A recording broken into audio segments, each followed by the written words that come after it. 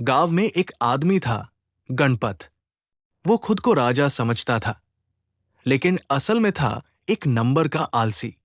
उसके दिन की शुरुआत ऐसे होती थी कि चारपाई से उठने का मन न हो, और अगर उठ भी गया तो अखरोट तोड़ने जितनी मेहनत भी भारी लगती। दूसरी ओर उसकी बीवी कमला थी, एकदम बिजली की तरह तेज।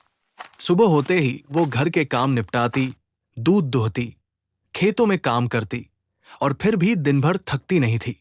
गणपत हमेशा कहता, मेहनत करने से कोई राजा नहीं बनता, आराम करने से बनता है। तो फिर राजा जी, दरबार भी खुद लगाओ, क्योंकि मैं अब तुम्हारी गुलाम नहीं हूँ।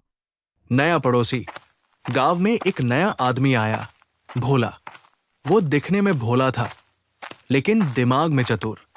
उसने देखा कि कमला ही पूरा घर चला रही है और गणपत तो बस खाली बैठा रहता है। भोला ने गणपत से कहा, अरे भाई, अगर तुम सच में राजा बनना चाहते हो तो तुम्हें भी कुछ अनोखा करना पड़ेगा। कैसा अनोखा? कोई ऐसा काम जिससे तुम्हें मशहूर कर दिया जाए।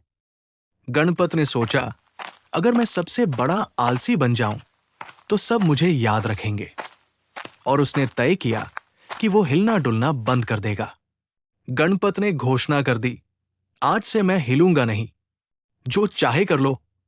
अब वह नहाना छोड़ चुका था, खाना भी बिस्तर पर ही मांगता था, और यहां तक कि मच्छर भगाने की मेहनत भी नहीं करता था। गांव वालों को मजा आने लगा। उन्होंने उसे आलसी महाराज का नाम दे दिया। बच्चे दूर से उसे देखने आते और चिल्लाते, देखो देखो, आलसी राजा। कमला ने यह देखा और सोचा, अब इसे सबक सिखाना पड़ेगा। गणपत को कुछ दिन तो मजा आया, लेकिन धीरे धीरे भूख लगने लगी। दोस्त भी छोड़कर चले गए, क्योंकि आलसी राजा की सेवा कौन करे। फिर एक दिन बारिश आ गई, छत से पानी टपकने लगा। लेकिन गणपत ने सोचा, मैं नहीं हिलूंगा। थोड़ी देर में चारपाई भी भीग गई, लेकिन गणपत ने कहा, मैं राजा हूं, हिलूंगा नहीं। अगले ही पल छत का एक बड़ा हिस्सा गिर गया और गणपत सीधा कीचड़ में आ गिरा।